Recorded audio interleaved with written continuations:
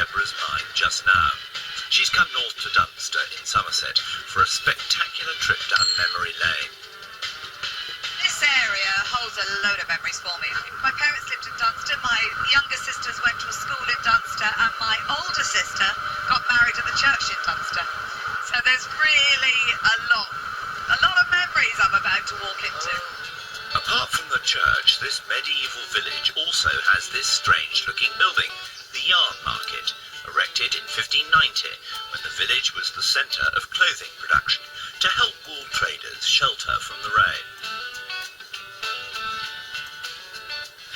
But it's not here, it's up there that our Deborah and Mark are heading. There's the castle. Yes.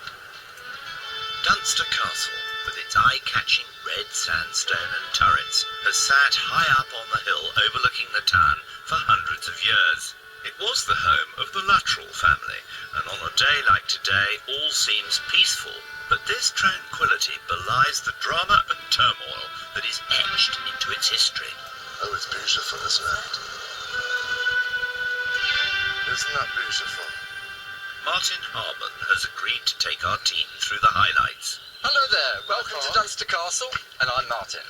Deborah, and I'm pleased to meet you. Throughout its long history, Dunster Castle has been no stranger to sieges. First the Celts and Vikings, then the forces of King Stephen in 1138, and most memorably the parliamentarians during the English Civil War of 1645. Upstairs there's still evidence of the castle's royalist roots. We call this our King Charles bedroom, because it's in this room that Charles, the future Charles II, when he was Prince of Wales, young boy, 15-year-old, he came here to Dunster Castle to drum up support for the royalist cause. So the royal person has lain here. You can almost see the royal aura rising. I always, well, steady on. Did he get the castle to support He the did, monarchy? the castle changed and it became royalist. But when parliamentary forces laid siege to the castle, hope of a royalist victory faded.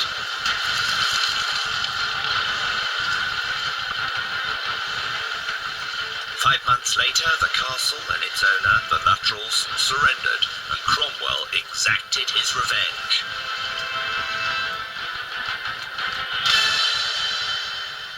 Whole lot, with all the walls were demolished, the bastion towers demolished, and they were about to demolish the whole building, everything we've got here.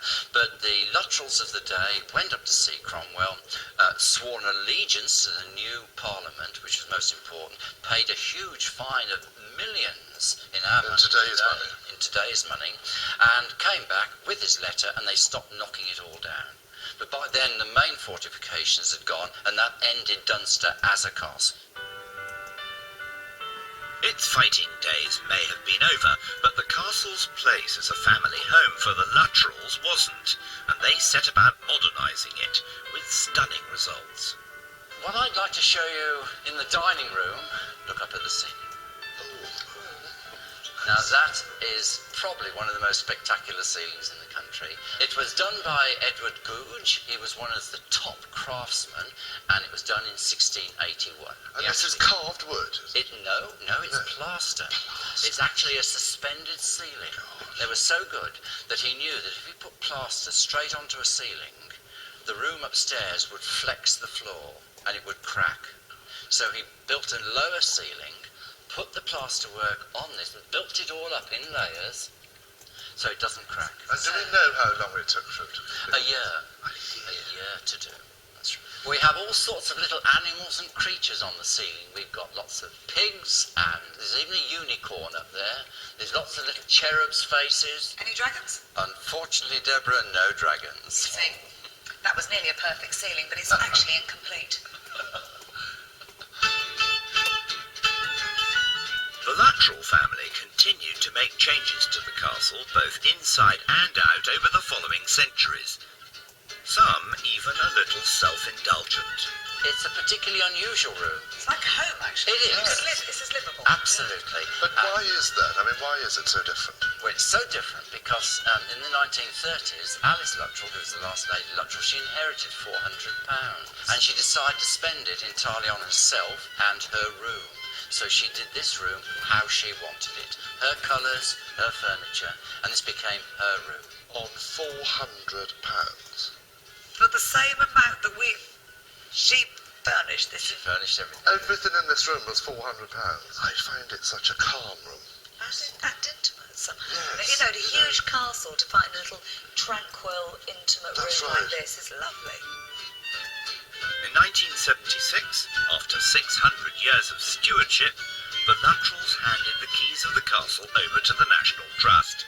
So the family may be long gone, but the history of Dunster Castle lives on.